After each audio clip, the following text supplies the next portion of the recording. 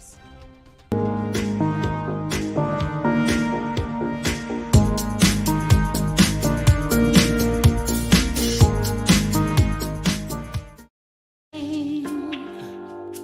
Some seeking adventure, some bound in chains,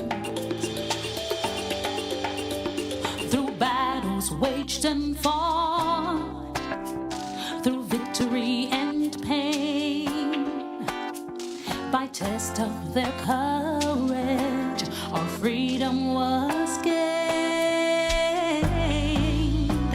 In homage to those gone before us, the heroes of lands in the sun, we vow to join hands and to focus on building one Caribbean.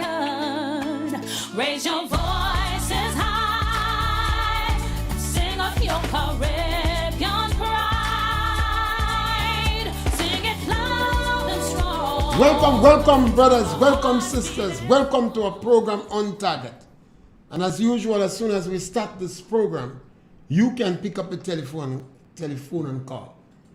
The number to call is 442-0175. We never have a subject matter. We speak about anything: politics, religion, socio-economic issues, issues trending, topical issues. We fear no subject matter. And you can interrupt us at any time and bring in your own subject matter. You see, what we have to say is not very important. We only babble while we wait to take your call. What you have to say is important. We have a very good democratic process. We have liberalized the telecommunication in our country. So I wouldn't be surprised if Grenada have more radio stations than any other country in the region. And we say things on radio. We believe that this country of Grenada have been abused by its own citizens. We spend too much time, because of politics, ridiculing and destroying our country. And I have said on many occasions, and will continue to say, 90% of our people have access to telephone, electricity, water, and internet. We have a caller on the line. Caller, welcome. Good afternoon, Mr. Pierre. How are you doing, sir? Great, good. And would you be taking call on WhatsApp? Yes, you could call us on WhatsApp. Right, I'll call back in a while. Okay, thank you. Next 4 or 5 minutes, maybe. Okay, thank you. Thank you, sir. So you see, we must acknowledge these strong points in our country. We have one of the best network of roads in the entire region. And the quality of the roads is relatively good. You go in Jamaica, Trinidad, Guyana, other countries, the main road might be good. But when you go in the back dam, when you go in the country or the rural areas, the road is terrible. Not so in Grenada. We bash our health system mercilessly. But in truth and in fact, our health system is much better than we give it credit for. I think the biggest challenge in Grenada is lack of confidence in the health system. But if we're ridiculing and criticizing the health system, if you go to World Health Organization, I think WHO, they might tell you Grenada have one of the best primary health care program in the country. But not us. We trash it mercilessly. Our teacher to children ratio is better in Grenada than most countries in the region and better than England and America. But if you hear us bash the system, so if you continue to bash your own country with disinformation and propaganda, your children would not be convinced that they live in a good country. And they would want to go to other countries for greener pastures. Sometime when they reach, life shock take them.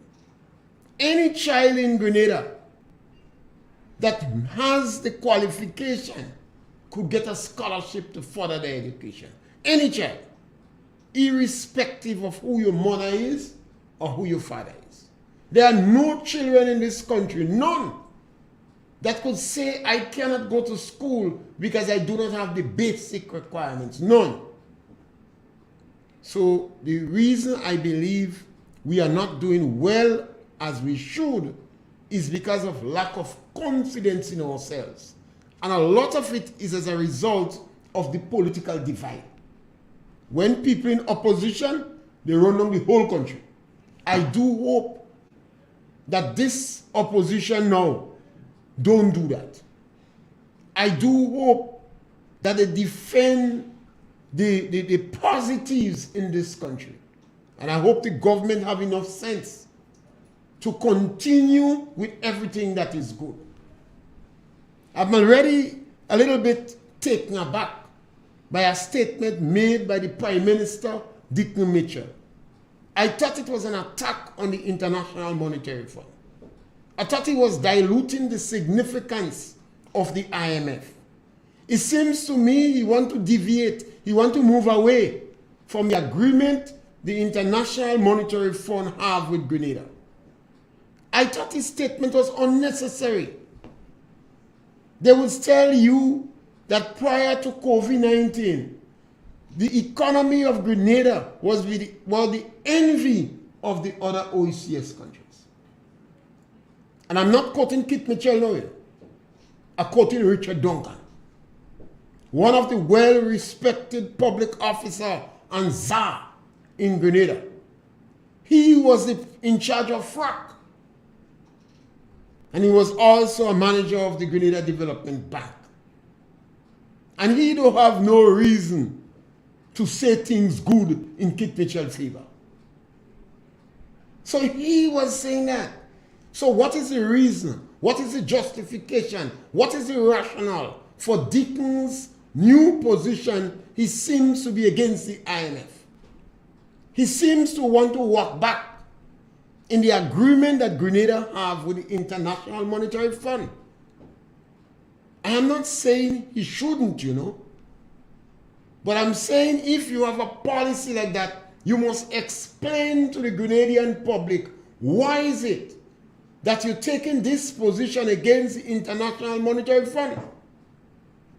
He seems to be comparing Grenada debt to the United States of America. I don't know if it's because he evoked Maurice Bishop's spirit that he wants to behave like Bishop. Maurice Bishop said no Westminster type of democracy. And if you touch Nicaragua, you touch Cuba, you touch Grenada, AK speaking Spanish, all sort of nonsense. It sounds good because Bishop was an orator. It sounds good in the international arena. Grenadians, particularly those that were revolutionary and Marxist, Leninist, like this pep talk. But in the same vein, he paid a price for it. Ronald Reagan says not nutmeg that at stake. The American national security is not nutmeg. So he got the support from Congress when he was dealing with Grenada, based upon the rhetoric and the utterances of Maurice Bishop. So when so early in the game that it was not necessary, nobody asked Deacon, it was not necessary for him to make this statement, I thought it was very significant. Yes, caller, welcome. Yes, Mr. Pierre. Go right ahead. It's interesting that you bring that up. Do you know that Mr. Duncan is the advisor to the Minister of Finance right now? Yes, and that is what makes it a paradox. And that's what makes it a paradox. That's what makes it strange. Yep. Because Mr. Duncan must have been involved in some of the structural adjustment program that took place in Grenada from the days of days. And you also have reports from the IMF. You also have reports from the Caribbean Central Bank. Yes. And the World Bank. And then you have Timothy and Twine. No, you're breaking up. I'm not hearing you good. All right, go ahead. You have some radio in the back giving you a next back feed? No, there's somebody talking just close to me. All right, go ahead. Mr. Pierre, no, I'm hearing a radio intrude, you know. It appears that you're listening to something. Let me call you back. All right. Let me call you back. Okay, caller. Yes, if you have a... Yes, caller. Once you get onto the program, I know how it is. Sometimes you have a radio nearby and other people are listening, but you get the feedback because we have a kind of delay in the broadcast. I think these things are significant. No, I'm not blaming the Prime Minister for his economic position. Nothing is wrong with that. But knowing what went on before, during the period of Mr. Blaze, we had a retrenchment program. A retrenchment program that contributed to Mr. Blaze walking the plank alone. George Rizan, Francis Alexis, and others abandoned him or left him. We have a call on the line. Caller, welcome. Yes, caller, Mr. welcome. Pierre, it's me. Yeah, go ahead. An interesting thing happened last week. A bit of news I got.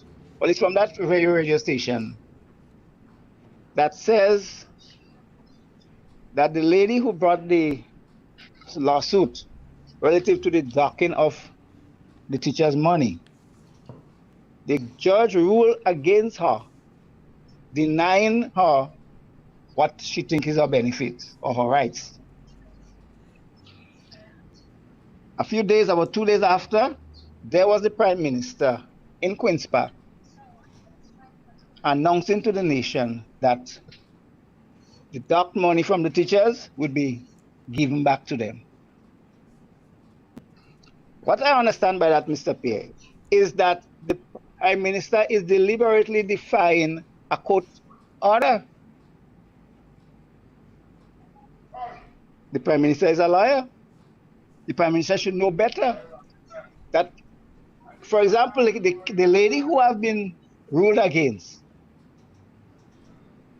would she be getting her money? Well, she have to get your money. The judge ruled that she's not deserving of the money, as one might say it. But the judge didn't say not to give her. She has a right to it. Eh? The judge did not say not to give her.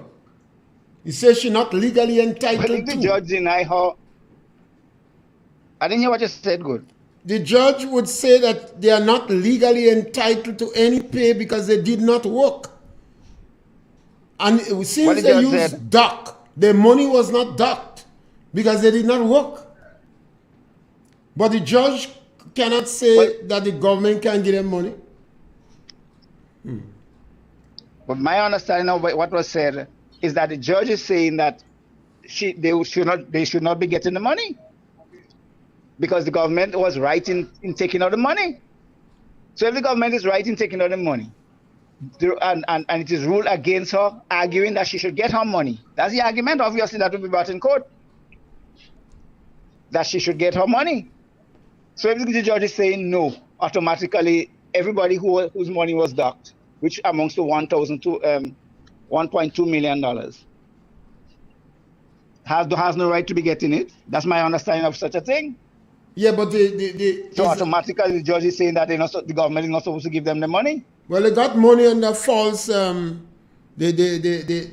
argument they advanced for the money was not wrong. They did not work, and this is what's sad about these things.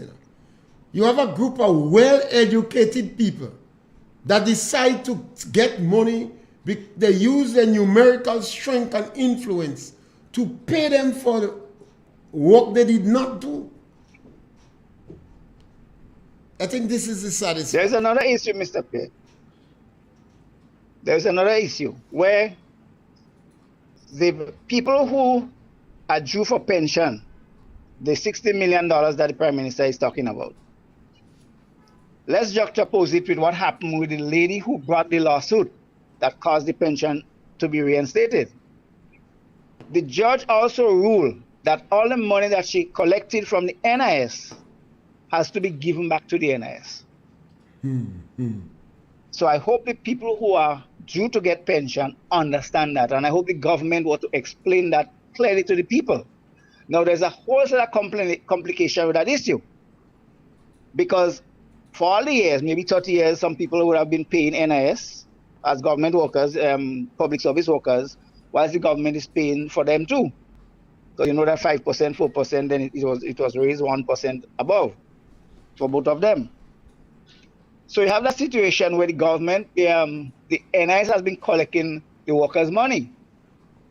But if in the case now, as the judge ruled in the case for the lady who brought the lawsuit, that she has to give back every cent that she collected previous to her pension collection back to the NIS, it means that everybody who is due to get pension money has to do the same thing. But at the same time, the complications show up where they have been paying to the NIS all the years.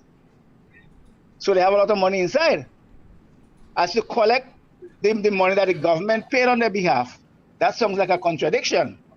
So to my mind, what should happen there is that all the money that was paid on from their salary, the 4% that was taken from the salary all the years, by right, they have a right to it, to getting it back.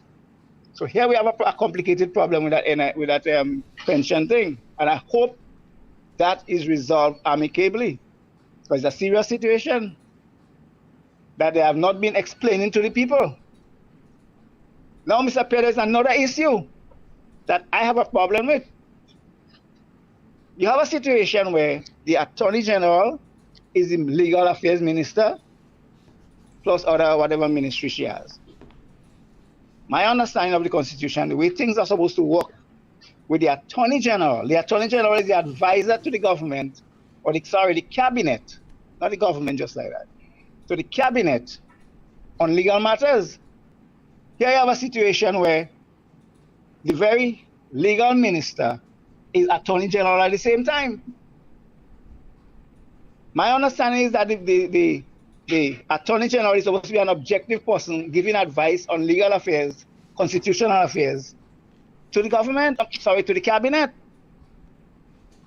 So here I think we have a problem that I'm not hearing anybody talking about. And I would like to hear some legal luminary bring that issue to the fore. I'm out. Take care, sir. Yes, brother, thank you. And it's 3 issues. And what we do, we provoke discussion. And these are issues that we believe that people could talk about and exchange ideas about and discuss it. From discussions, we will be building a better and more dynamic democratic system. You have a government that just come in. In all fairness, they are political juveniles. They knew. They themselves are convinced of the infancy in politics that they have established a transition team, not advisors. It seems a transition team. Yes, scholar. Welcome. Yeah, Mr. Pierre, really, that was called that program at university and radio, because I learned something there from the guy who speak there concerning the NIS and the pension there. And that is very educational. Eh? Yeah, but I think our message to the government, they promised that immediately as they are assuming office, they will suspend the VAT for 1 year and a reduction in cost of living and the gas price. But I don't know how long again we have to wait to see that. That is my question already. How long again will you think? I say immediately, mean immediately. Take care, Mr. Pierre. Yes, the government promised. This is one of the promise that it was shown around quite a lot. Suspension of VAT for a specific time, 1 year. Also, the question of appointments of permanent jobs for Emmanuel. Obviously, you expect that to take a little longer in implementation. So these are issues people could ask about because they placed a specific time and they said if we get there, we are going to suspend it for 1 year. They didn't say for 12 months. They said for 1 year. They didn't say for 13 months. They said for 1 year. Yes, scholar, welcome. Yeah, good afternoon, Mr. Pierre. Yes, my brother. Yeah, Mr. Pierre, I wanted to, what is the purpose of a government? Alright? I know the purpose, but I ask the question. What is the purpose of a government? And I ask the question, and I go answer the question. The purpose of a government is to help better the living condition of the people in the country. Alright? And as for government to help, there must be a government that has the capability, have the wealth to achieve, to make people better. when you have the Prime Minister saying that it's better to have a poor government and a healthy and a wealthy people. You understand? So I just wanted to explain that to me. How that happening? Sometimes I always say, mouth open and one jump out. And when people are speaking, that's why I have a very soft heart for politicians. And I don't take what a politician say in the heat of the moment very seriously. I would like to hear him say it again. And that's why I maintain that. But he went on by saying that to also deal with the International Monetary Fund and the debt of Grenada. Yeah. And he's compared Grenada debt with the United States of America. Mr. Pierre, the problem, you can't compare America with Grenada and America. America have wealth, they print their own money, right? Grenada money is like the OECS, right? And then if we check something, Mr. Pierre, right? The problem is not a matter of your debt. And in any like a private man, anyone, once you go service your debt, that was important there. That was important. So it doesn't matter that your debt is servicing your debt. And once you go service your debt, because for example, let's say like you are children. I know your children have to go to school and thing, and then like you might live in a financial institution. You are good. You are good. You're a person. You know. You're good credit worthy. Credit worthy. And you have collateral and potential. So you go tell them, say you go leave your children. If I'm not going to school, leave them suffer, and then say you want to go in there. Yes, scholar. Thank you. I think these things, the Prime Minister himself started by talking about the availability of information. He's going to make information available. I can't remember the correct term that he used. So, if you're going to make a fundamental shift from the International Monetary Fund that is so critical and supportive to your macroeconomic policies, I believe you have to tell the public. Because you just talk about freedom of information. And in the same vein, you're making a fundamental shift that a lot of Grenadians perhaps never expect you to make. So it's fundamental. A shift that could seriously affect your macroeconomic policies. Particularly because on 3 occasions, we had to go to the International Monetary Fund for bailout, for assistance. During the period of Mr. Blaise, and Mr. Blaise retrenched workers, and he was given bad legal advice, and he had to walk the plank alone, practically alone. During the period of Brizan, George Brizan retrenched workers, and the hypocrisy of George Brizan move, he retrenched the workers that had the least voice, the workers that work on the estate, Maribor Agriculture Station, the workers that was represented by GMMIWU. At that time, the union was so weak, they couldn't even pay money to TUC, so they was not permitted to sit in meeting. He retrenched his workers. So the impact in this country was, there was nobody at that time willing to represent his workers. And he cut social program to balance the book. Then we had to go to the IMF again under Dr. Kit Mitchell. He did not retrench workers, and he increased social spending. It is the first time, it is perhaps the first time that the IMF had a program like that. And Dr. Kit Mitchell, obviously Timothy Antoine and all the others, maybe all Richard Duncan and them too, because the IMF does deal with the private sector, was able to sell that program, and it was accepted. That was coming immediately after the IMF disaster program in Greece. Now we have a prime minister that seems want to deviate from the agreement of the International Monetary Fund And his justification and rationale is making comparison with the debt in the United States of America. I can't believe. I don't believe. And that is why I believe it is incumbent upon him to provide some justification. He may be right, but tell Grenadians why you're doing it. Our economists in this country are always concerned about some bright people here. They have a briefcase, a certificate walking around with. And when this country is challenged, they shut them out.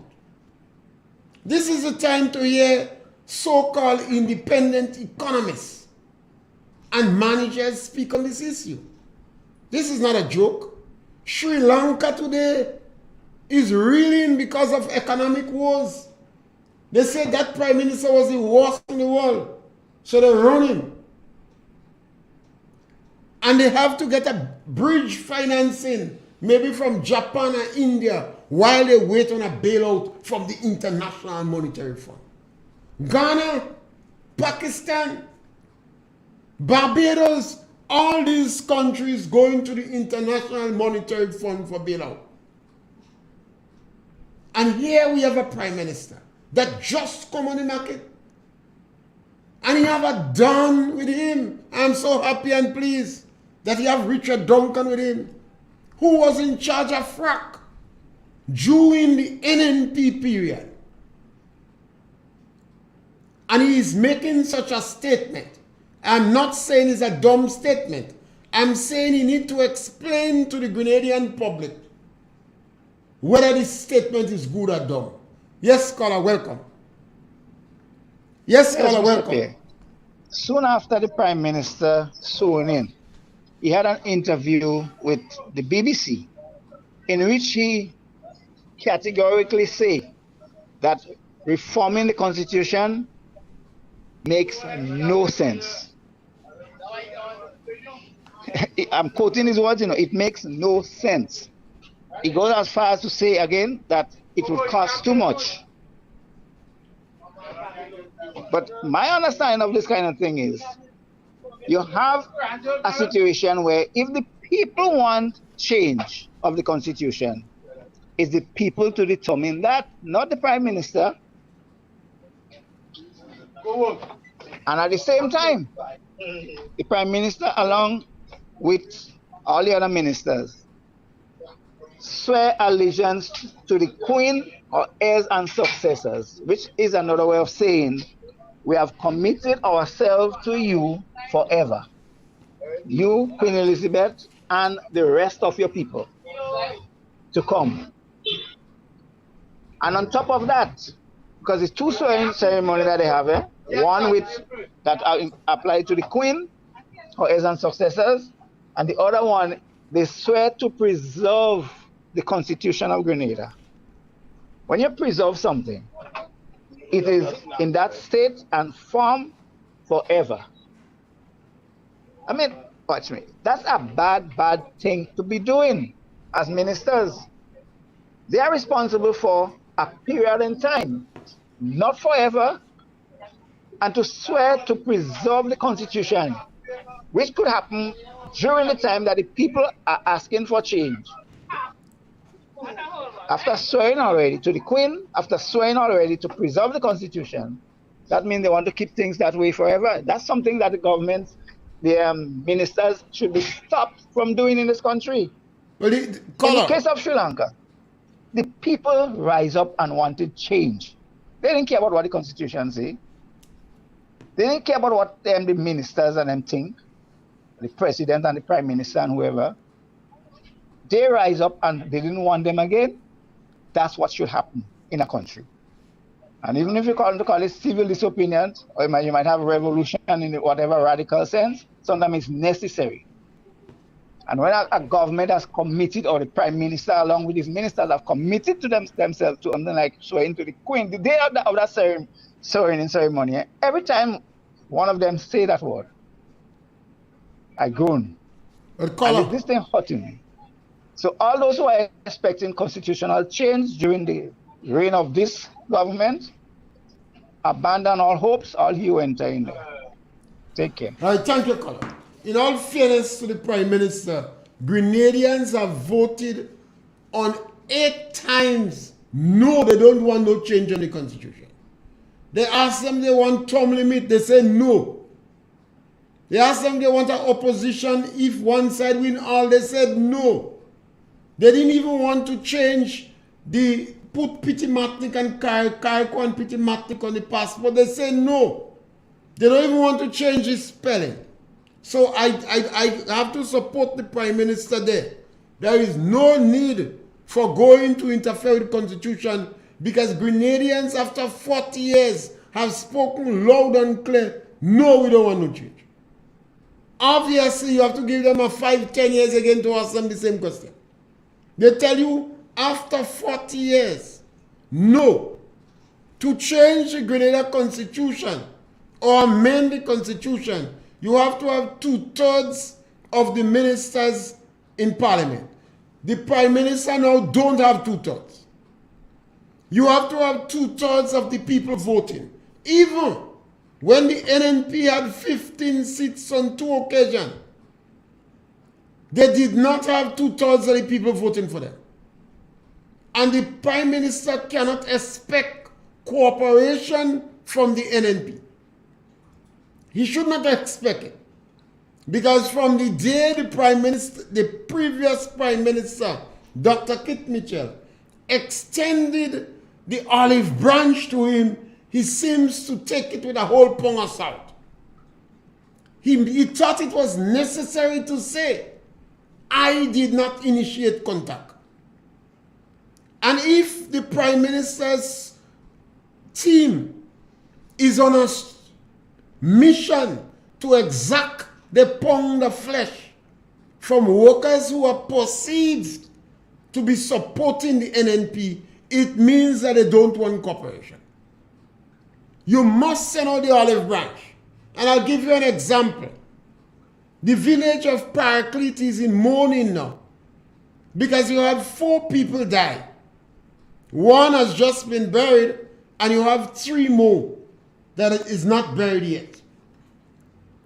And these 4 people means almost the entire village is mourning. 4 families, but it has affected the entire community in terms of genetics and in-laws and relationship. This is a close network of our community.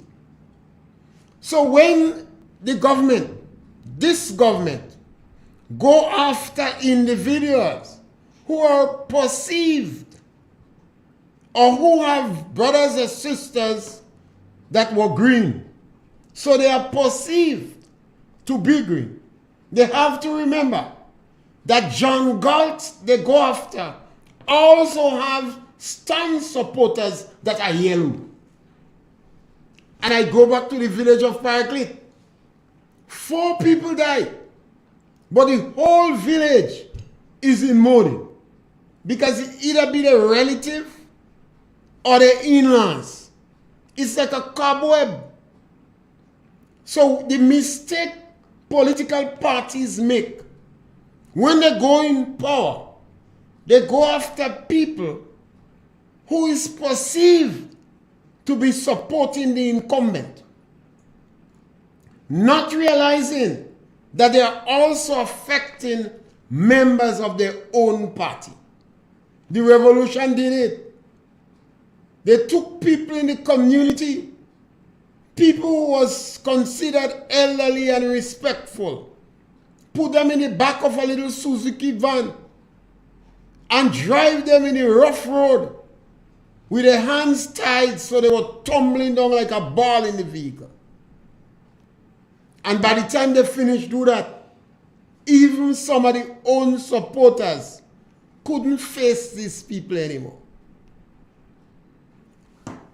This government had a beautiful opportunity to go inside there and respect public officers and treat them like professionals and not like party supporters. Particularly because they sold to the public that they knew they're different. All the old guards are gone. They don't want no old baggage. So they knew. So when the Grenada Prime Minister Kit Mitchell then say, where are they? It did not affect these individuals because all of them are brand new. The present Minister of Finance of Foreign Affairs made the point on the political platform that everybody here is new. There is no old guards. So it means you have no axe to grind. You have no public officers to exact your pound of flesh on. That you were prepared to leave vengeance home and treat public officers as professional. You had a nice opportunity. The government that lost, the political party NNP that lost election, they never championed no irregularity. They never said it was Obia. They never said a thief. They accepted the loss. Some of them congratulated you. Yes, scholar, welcome. Punch. Good day, sir. Yes, my brother, welcome. Well, I have been one of the longest serving political activists alive in St. Patrick. And you know, I listen to some people talking in the road. I have been wishing the new Prime Minister all the best, because if he succeeds, Grenada succeeds. We succeed. But some people jump in and say, oh, you're going to make it, emit money there. Not realizing that some of the money he emit there is assigned for certain projects. They don't understand. Oh, they jumping up, emit a lot of money there. Mitchell thought he would have win, so he didn't have them get out the money.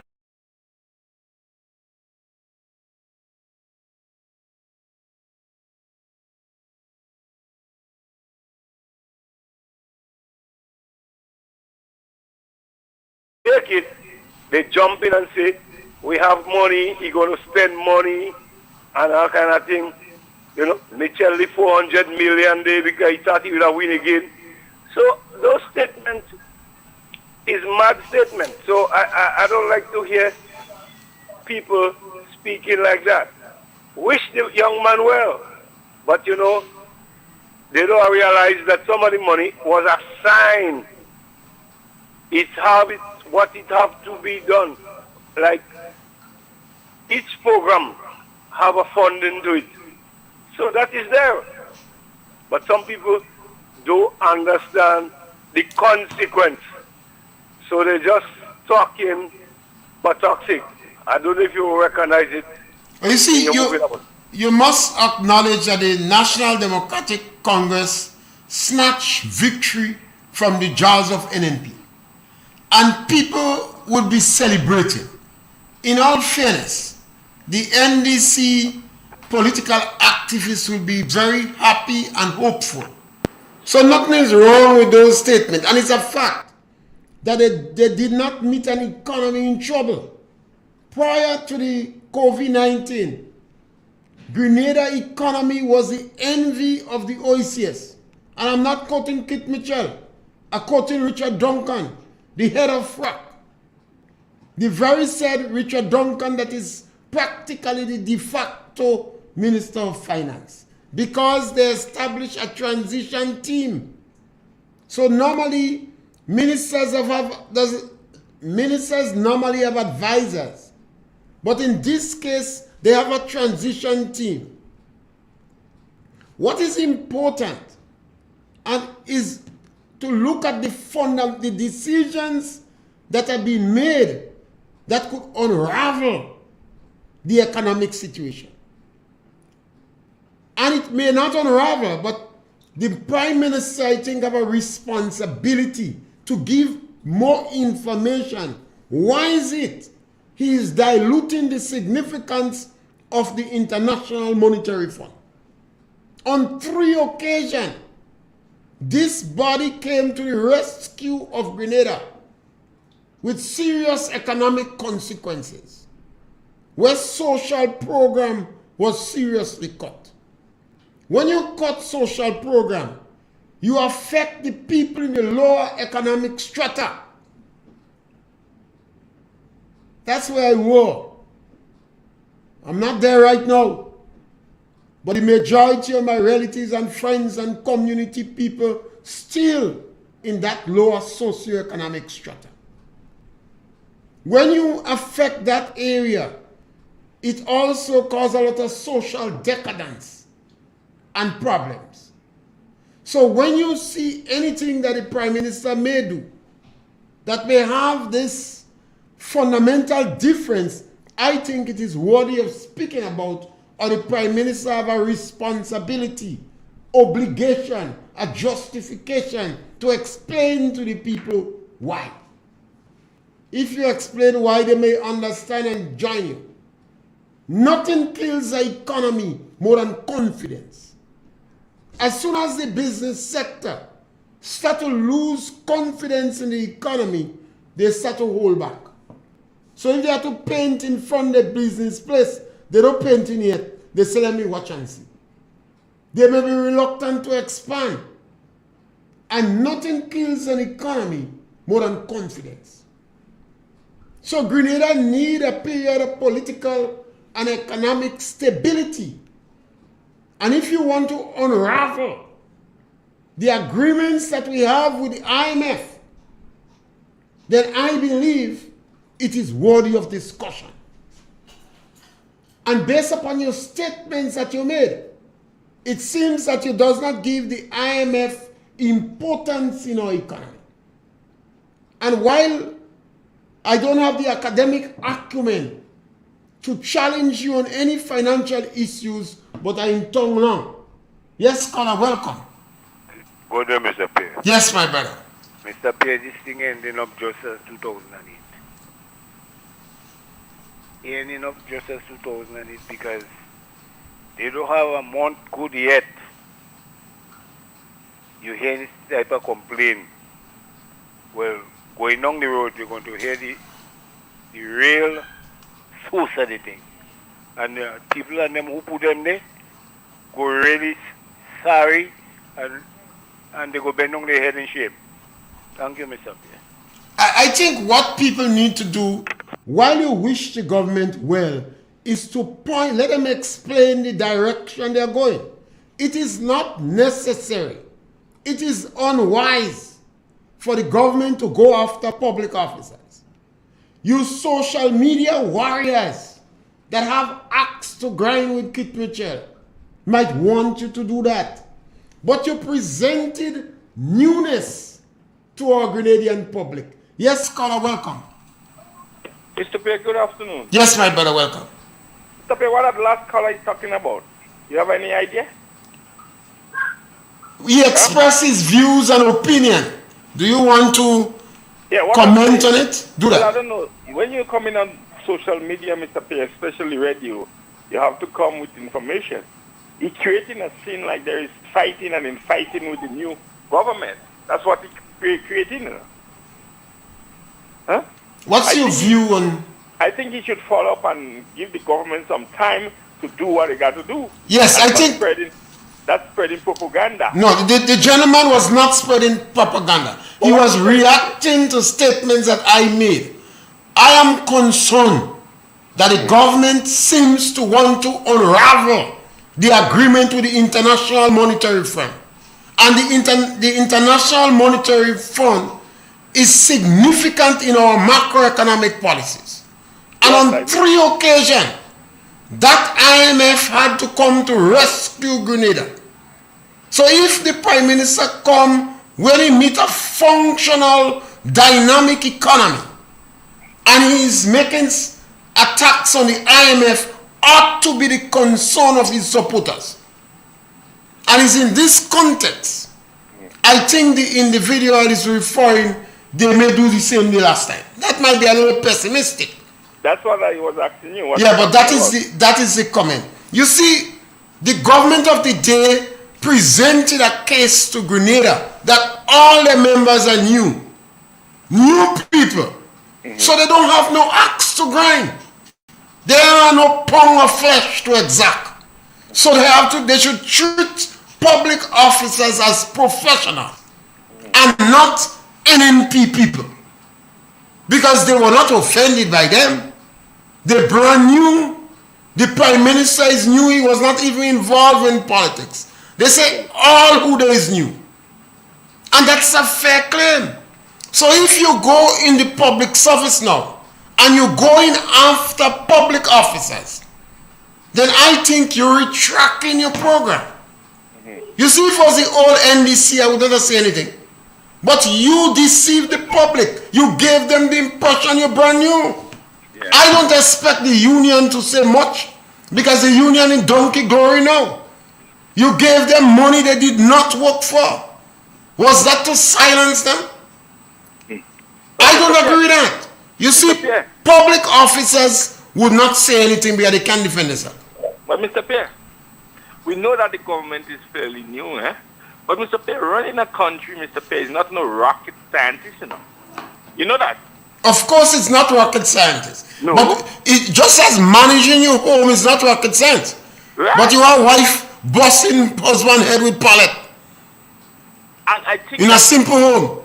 Yeah, I think that all we need to do, Mr. Pierre, is look at our physical policies, Mr. Pierre. The tax, the different forms and taxation. We have to look at the most important sectors. For instance, the health sector, Mr. Pierre. We need to look at the education sector, Mr. Pierre.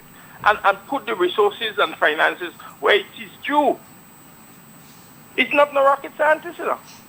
Well, it's just as running a home. Running a home is not rocket science. No. But the amount of domestic violence and problem we have in a home. And sometimes the man pig-headed, and sometimes the woman is not respectful. So trouble in the home. What is the cause of the social ills in the home? The social issues? Because sometimes the man don't love his wife as he loves himself. And the woman don't respect the man. That is the basic problem. Yeah, we have to look at the other means of socialization, eh? Yeah. For instance, the media now, social media have a key role to play in the socialization of family. You know? One of the challenges that we have in Grenada, sometimes you have some people that should speak and not speaking. Now, when you have an economic issue, the individuals that you have, you say them is czar. Where economics is concerned, you want to hear their opinion.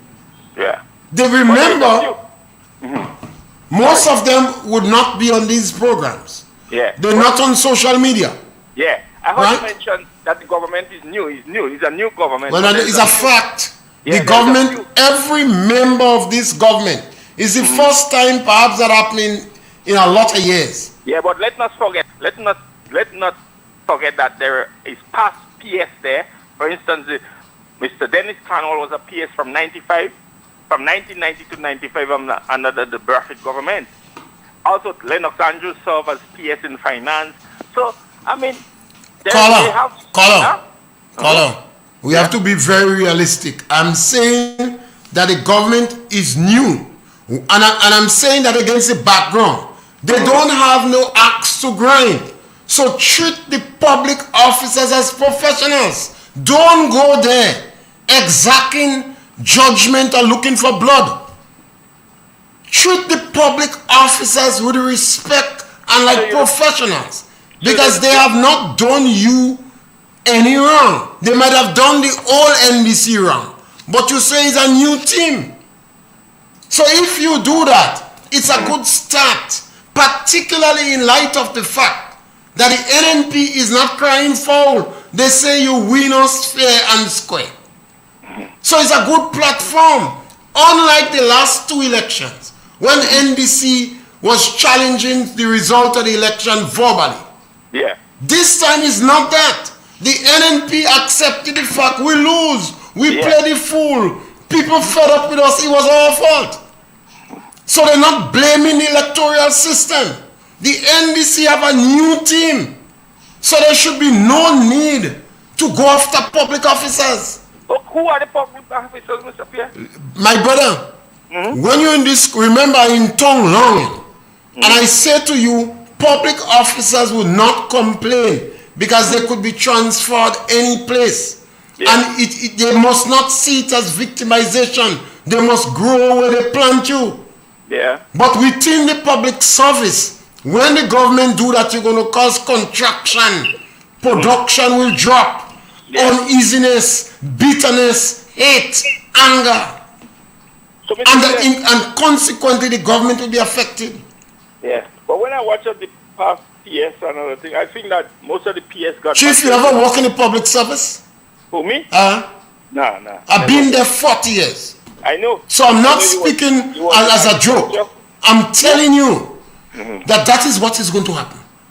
And there is no need for that because nobody in the public service affected this brand new team. And that is why they should go there and treat public officers as professionals. Give them the benefit of the doubt. If after working with them is all right. But if you go there hunting for trouble, you will get trouble. And because they knew I'm pointing out that to them. If you're looking for trouble, you'll get trouble. I don't think they're gonna... And I point out the example to you.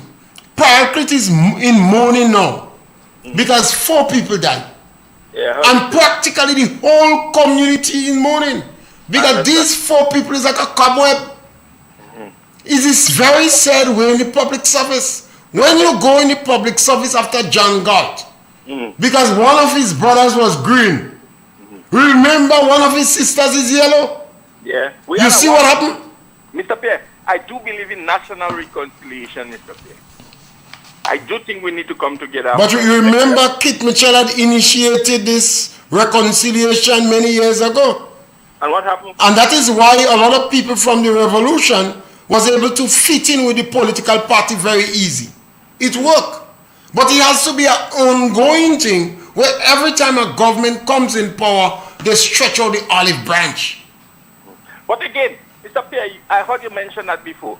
People will align to parties, political parties, and political parties will put people in position who are loyal to them. You hear me say that? Many times before. You hear me say that people will be aligned to political parties and political parties on programs. Well, I'll give you the benefit of the doubt, but that's not how I would put it.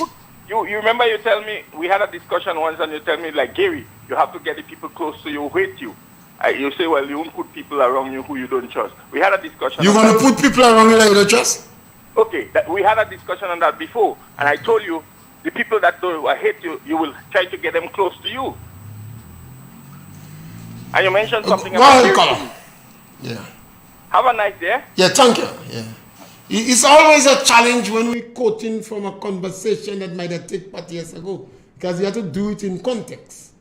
But generally, when you have politicians, there are some jobs that are political, and you expect the politician to bring his people around because it's a political job. But in the public service, it is not political job. A permanent secretary, you ever call on the line? Caller, welcome. Yes, caller, welcome. Yeah. Isn't the American state the biggest contributor to the... This is what I understand. You're breaking up, caller. Situation. You're breaking up, caller.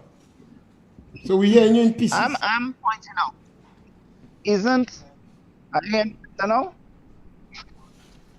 Isn't the United States the biggest contributor to the IMF? The United States have the greatest influence in this financial institution, including the IMF.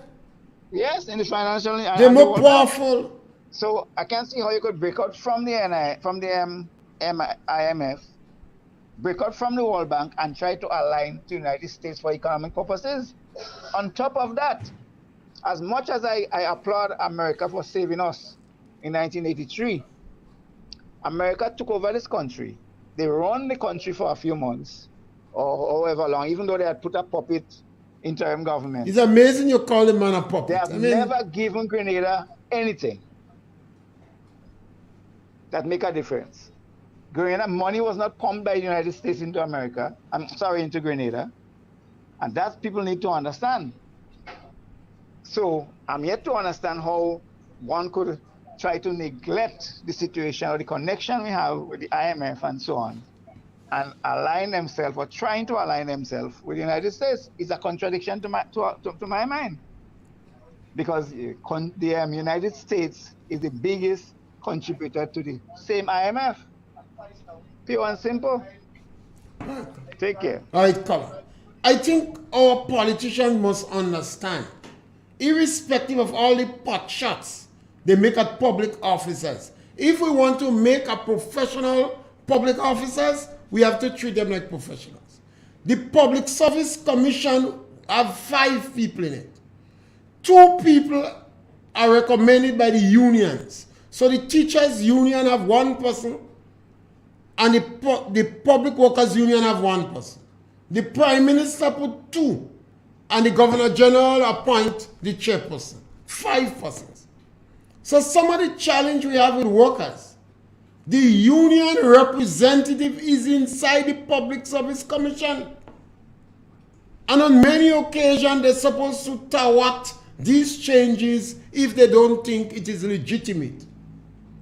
When politicians come, they try to bypass the system, or they seriously influence their team to try to change people around. Now, nothing, if it's a political, there are positions that are political, and the politicians should bring their people there. But when you're going down in the public service, and these changes are made, and public officers believe that I'm changed because my brother or my sister was green, then you would not get the cooperation that you want. And I'm saying because NDC is new. You said it was a new NDC. None of you that are ministers supposed to have axe to grind. So it was a good day for you to start. It was a good day for you to start. To give the officers the benefit of the doubt. I listened to your statement in terms of the foreign representative, ambassadors, consulars. You say common decency should dictate that they go. This is really undiplomatic language. I mean, if it was the old NDC, I would have said they have axe to grind. So at least what you claim is not really what you are. Or maybe you are not calling the shots. The transition team is calling the shots. And I think we could provoke discussion on that. I think these discussions need to take place because it may well come back to haunt us. You see, the retrenchment under Mr. Blaze, the retrenchment under George Brizan had serious social impact and affected workers seriously.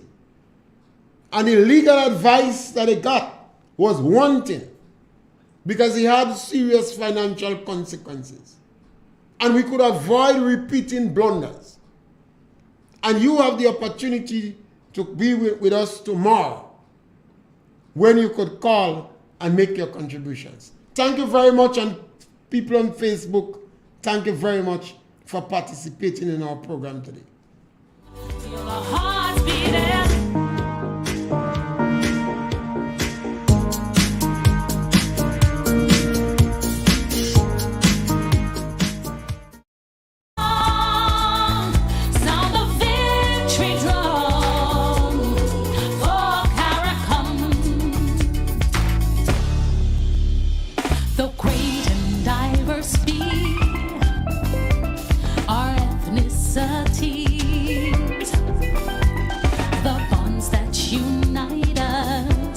Strong